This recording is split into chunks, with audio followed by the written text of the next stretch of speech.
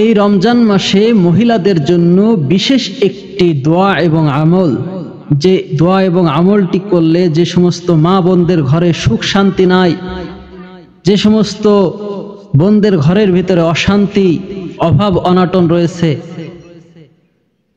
অনেক বোনরা রয়েছে তাদের স্বামী তাকে ভালোবাসে না, অথবা অনেক ভাই রয়েছে যে তাদের স্ত্রী তাকে ভালোবাসে না, ঠিকমতো চোখে দেখে না, বাইরে পরকিয়া করে, এবং অনেক বোনদের হাজবেন্ড রয়েছে তারা বোনদেরকে ঠিকমতো ভালোবাসে না, বোনদেরকে বিভিন্ন ধরনের নির্যাতন নিপীড়ন করে, ঠিকমতো ভরণ পোষণ দেয় না, বাল বাচ্চা দেখে না, সংসারে ঠিকমতো আয় রোজগার করে দেয় না, অথবা যে সমস্ত ভাইরা অসুস্থতার কারণে সংসারে ঠিকমতো আয় রোজগার করতে পারে না, সংসারটা একেবারেই রিমঝিম ভাবে চলছে, অভাব অনটনের ভিতরে চলছে, একেবারে অসুখের ভিতরে চলছে, কোনো সুখ নাই সংসারের ভিতরে।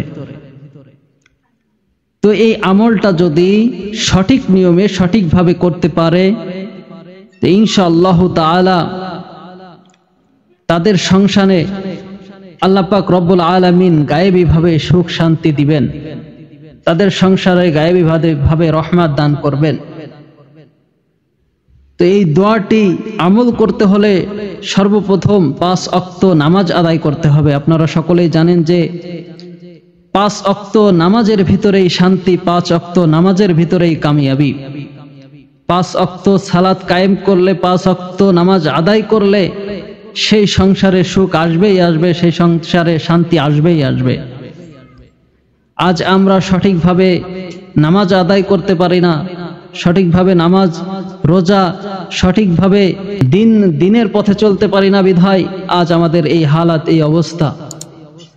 তো আমরা সর্বপ্রথম 5 ওয়াক্ত নামাজ আদায় করব এবং আল্লাহ পাক রব্বুল আলামিনের কাছে এই ব্যাপারে দোয়া করব, এবং আজকের শিখিয়ে দেওয়া এই আমলের উপর পরিপূর্ণভাবে আমল করতে হবে ইনশাআল্লাহ। তাহলে সংসারে অনাবিল সুখ শান্তি চলে আসবে, আর অভাব অনটন থাকবে না, আর সংসারে অশান্তি থাকবে না।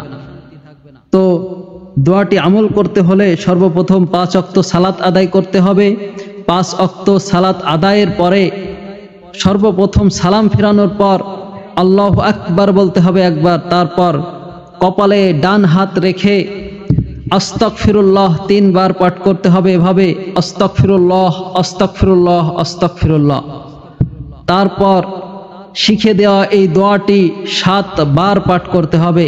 আবারও বলছি, শিখে দেওয়া এই দোয়াটি 7 বার পাঠ করতে হবে। দোয়াটি হচ্ছে ইয়া কাদিয়াল হাজাত, দোয়াটি হচ্ছে ইয়া কাদিয়াল হাজাত। এই দোয়াটি 5 ওয়াক্ত সালাতের পর আল্লাহু আকবারের পর কপালে হাত রেখে আস্তাগফিরুল্লাহ 3 বার পাঠ করার পর 7 বার এই ইয়া কাদিয়াল হাজাত এই দোয়াটি পাঠ করতে হবে, এবং আল্লাহ পাক রব্বুল আলামিনের কাছে এই ব্যাপারে বেশি বেশি করে দোয়া করতে হবে। তো আপনারা সকলেই এইভাবে আমল করবেন। শুধু আমার মা বোনদের জন্য এই আমল নয়, আমার পুরুষ ভাইদের জন্য এই আমলটি, তারাও চাইলে এই আমলটি করতে পারবে। তারা অনেক সময় দেখা যায় এই রোজার মাসে অনেক কাজকর্মের ভিতর থেকেও একটু ক্লান্ত হয়ে যায়। ক্লান্ত হয়ে গেলেও আপনি 5 ওয়াক্ত সালাতের পরে এই দোয়াটি করবেন, ইনশাআল্লাহ তাআলা আপনার ক্লান্তি দূর হয়ে যাবে। তো আপনারা চাইলেও যে কোনো সময় যে কোনো ভাবে এই আমলটি করতে পারেন।